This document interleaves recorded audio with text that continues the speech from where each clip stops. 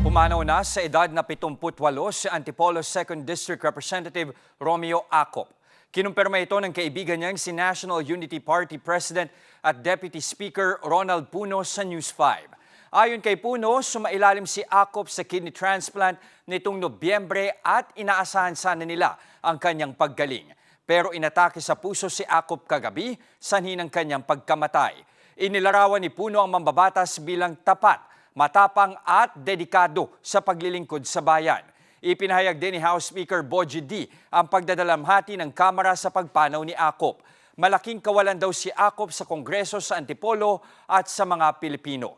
Nagsilbi si Acop bilang dating director ng PNP-CIDG mula 1994 hanggang 1995. Isa siya sa kumwestiyon sa kredibilidad ng isang Mary Grace Piatos na nakapirma umano sa confidential funds ng opisina ni Vice President Sara Duterte. Mga kapatid, Jess De Los Santos po ang inyong kasangga sa paghahatid ng balita para sa may alam at may pakialam. Para sa tuloy-tuloy na makabuluhang balitaan, mag-follow at mag-subscribe na sa social media pages ng News 5.